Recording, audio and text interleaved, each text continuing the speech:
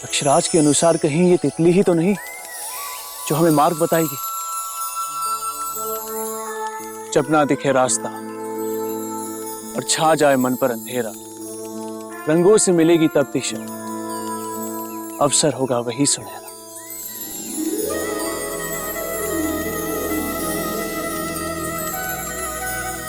यही है मार्गदर्शन, इसी के पीछे चलते।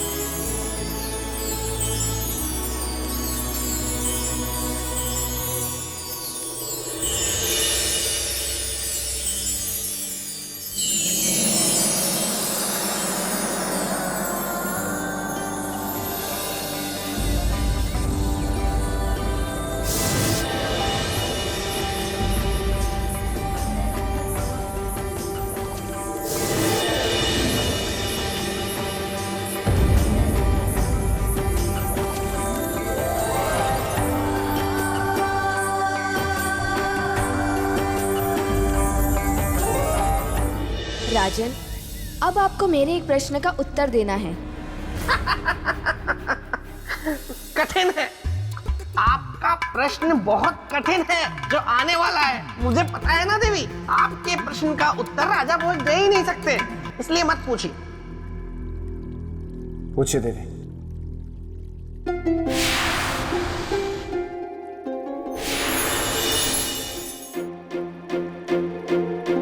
आपको बताना यह है कि कौन थी वो स्त्री, वो कैसी माया थी। देवी, ये उनके काम वासना की परीक्षा थी और इतिहास गवाह है देवी कि अपने लक्ष्य तक पहुंचने के लिए सबसे बड़ा बाधा काम होता है। और देवी, काम से पराजित तो देवता तक हुए। मनुष्य किसी भी बाधा को जीत सकता है, लेकिन काम से जीतना उसके लिए मुश्किल ही नहीं, असंभव भी है। अच्छा, कह तो दिया आपने बड़ी सरलता से असंभव, लेकिन असंभव कैसे है ये भी तो बताइए।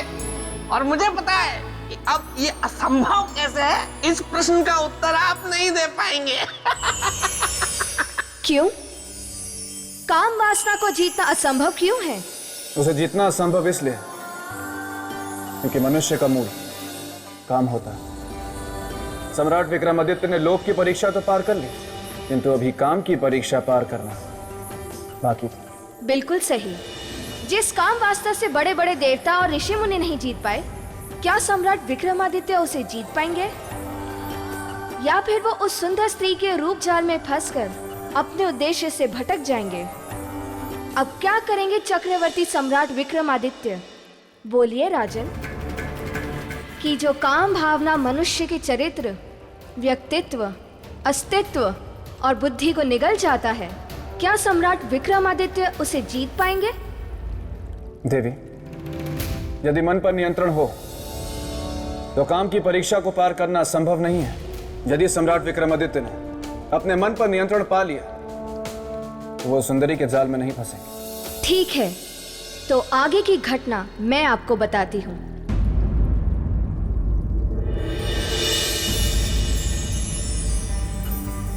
आपका स्वागत है विक्रमादित्य। प्रणाम देवी। आप हमें जानती हैं? कौन है आप? प्रकृति की पुत्री, रस, रूप, रंग और सुगंध हूं। रहना चाहती मैं आपके संग हूं। मैंने वर्षों से आप जैसे पराक्रमी त्यागी की प्रतीक्षा की है। अब कहीं जाकर आज मेरी प्रतीक्षा पूरी हुई है। क्या आप अपना सब कुछ त्याग कर मुझे अपनाएंगे? देवी, त्याग केवल एक की खुशी नहीं होती, इसमें एक का दुख और समाज का सुख छिपा होता। हजारों की खुशियां छिपी होती। ऐसी बात करके मेरा हृदय ना दुखाए विक्रमादित्य। मुझसे विवाह कर मेरे वर्षों की ख्वाहिश पूरी करें। असंभव है ये। लेकिन क्यों विक्रमादित्य? क्या मैं सुंदर नहीं हूँ? अवश्य आप सुंदर हैं। तो मुझ में क्या कमी है? कमी वो देखते हैं जिनसे जिनका स्वार्थ जुड़ा होता है देवी। और हमारा स्वार्थ आपसे नहीं, हमारे उद्देश्य से जुड़ा है, जिसे पूरा करने हम यहां आए हैं। मैं आपका उद्देश्य जानती हूँ। आप यहाँ स्वर्ण पोटली के लिए आए हैं।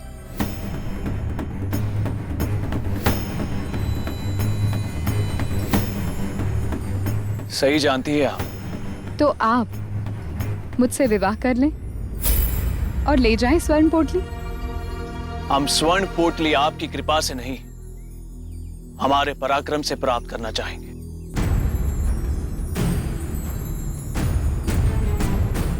आज्ञा दीजिए।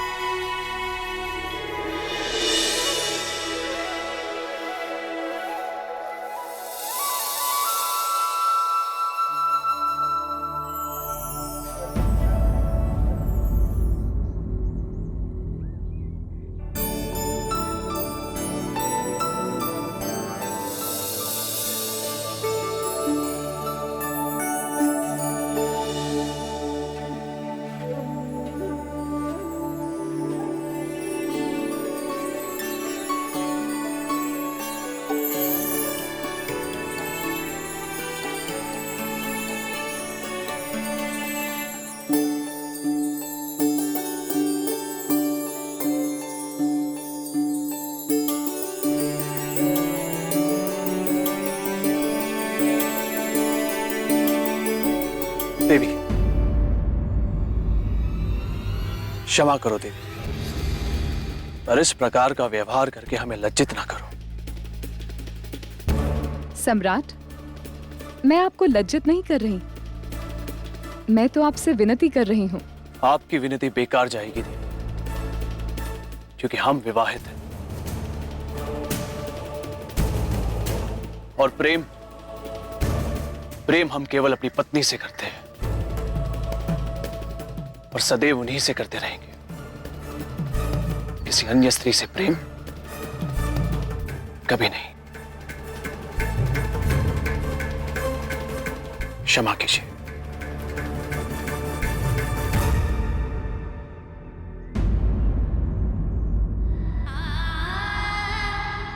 कोई होगा ऐसा शीलवान, चरित्रवान, जो अति से भी अति सुंदर स्त्री के प्रेम निवेदन को ठोकर मार दे। बेताला ठीक तो है? मैं ठीक हूँ। मुझे क्या हुआ है? मुझे कुछ नहीं हुआ। ऐसे छोटे मोटे कंकड़ तो मैं फूंक मार कर उड़ा दूं। किंतु इस समय मैं किसी और को फूंक मार के उड़ाने वाली हूँ।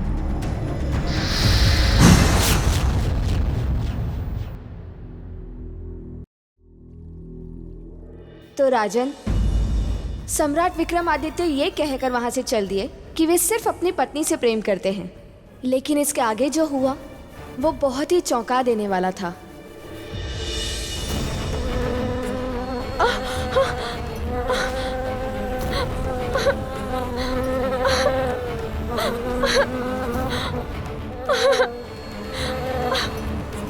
विक्रमादित्य, मेरी रक्षा कीजिए। सम्राट!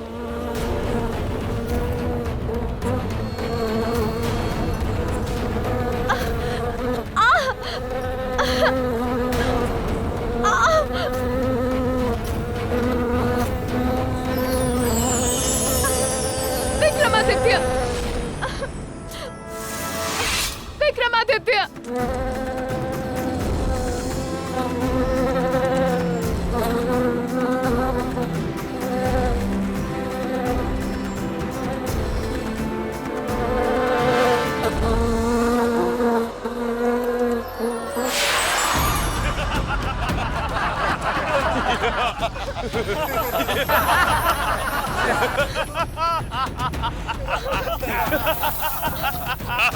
विक्रमादित्य, मेरी रक्षा कीजिए। विक्रमादित्य, मेरी रक्षा कीजिए। चिल्लाओ मत, चुपचाप हमारे साथ चलो हमारे राजा के पास, वो तुमसे विवाह करेंगे। किंतु मैं उनसे विवाह नहीं करना चाहती। विक्रमादित्य, मेरी रक्षा कीजिए।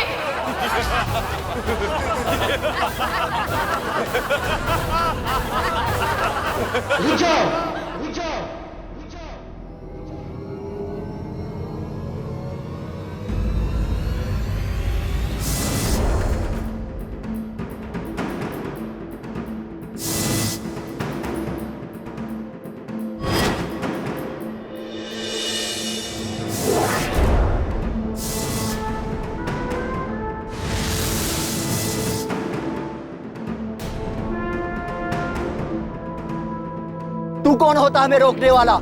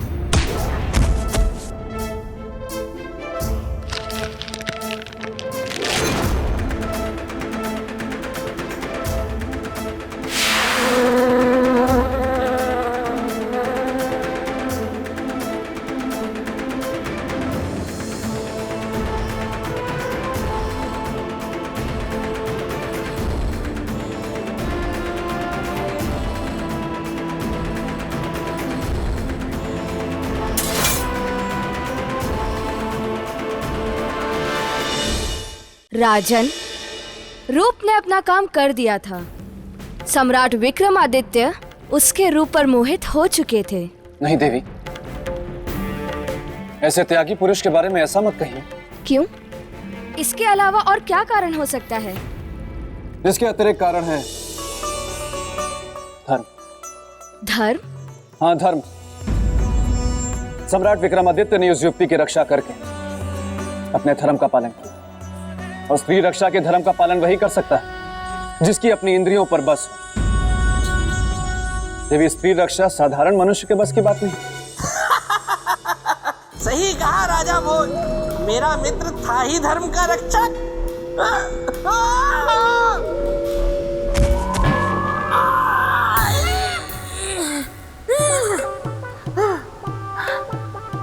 अच्छा हुआ किसी ने देखा नहीं। वैसे कमाल है, आज अब तक वो नहीं आई।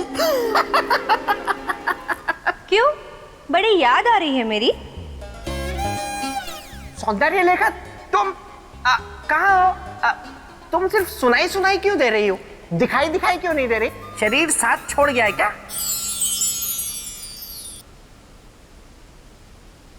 कहाँ हो ये?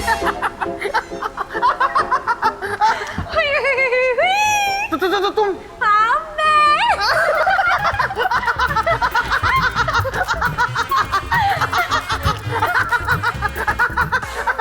बस बस बस बस, अब और नहीं हंसा जा रहा।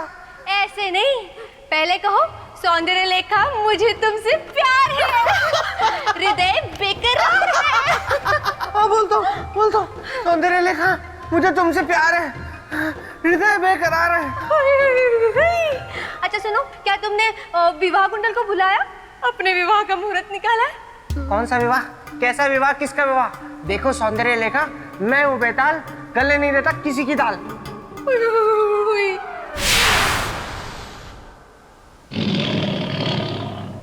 ओहो, अच्छा मुझे बताओ, अगर मेरा भाई शक्ति सुरमा यहाँ आता डोलते डोलते, तो क्या उसके सामने भी तुम यही बोलते? बोलता, और ये भी बोलता कि ऐ शक्ति सूरमा, बना दूंगा मैं तेरा चूरमा। वो होंगे और जो तेरी कद काठी से डर जाते होंगे, लेकिन मैं वो नहीं हूं। अगर मुझे गुस्सा आ जाए तो मैं सामने वाले को अनार के दानों की तरह बिखेर देता हूं और उसकी हड्डी पसली एक कर देता हूं, और उसके बाद सौंदर्य लेखा, तुम्हारी आवाज थोड़ी भारी नहीं हो गई?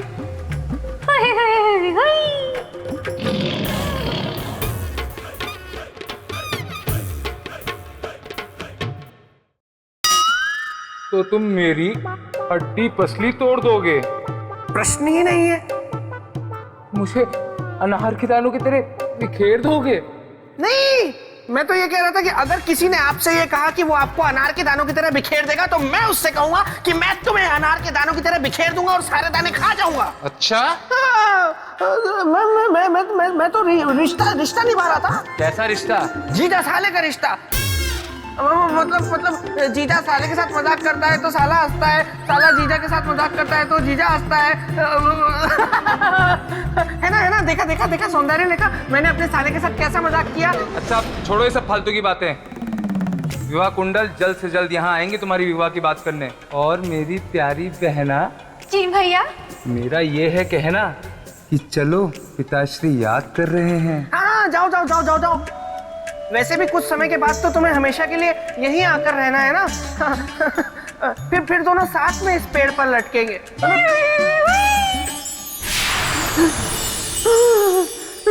बच गया। राजन, एक महान योद्धा की तरह, एक महान राजा की तरह, एक महान पुरुष की तरह अपना बल, सामर्थ्य और पौरुष का परिचय सम्राट विक्रमादित्य ने दे दिया। किंतु तब तक और समय घट गया और अब तक सम्राट विक्रमादित्य उस स्वर्ण पोटली तक नहीं पहुंच पाए थे। सम्राट विक्रमादित्य, मैं आपकी आभारी हूं। आपने अपने प्राणों को संकट में डालकर मेरी रक्षा की है। कहिए, मैं आपके लिए क्या कर सकती हूँ? देवी, केवल हमें इतना बता दे कि स्वर्ण पोटली हमें कहाँ मिलेगी। स्वर्ण पोटली को प्राप्त करके कल सुबह हमारा पृथ्वीलोक पहुंचना आवश्यक है। समय सीमा के भीतर? ऐसा क्यों? वो इसलिए देवी, क्योंकि महान त्यागी ऋत्विक ध्वज के प्राण संकट में है। यदि ऐसी बात है तो मैं आपको स्वर्ण पोटली का पता अवश्य बताऊंगी, क्योंकि साथ में सावधान भी करना चाहूंगी सम्राट विक्रमादित्य। आगे का मार्ग बहुत कठिन है, आपका जीवन संकट में आ सकता है। हमें इस बात की कोई चिंता नहीं है देवी। महान दानी ऋत्विक ध्वज के जीवन के सामने हमारा जीवन कुछ भी नहीं।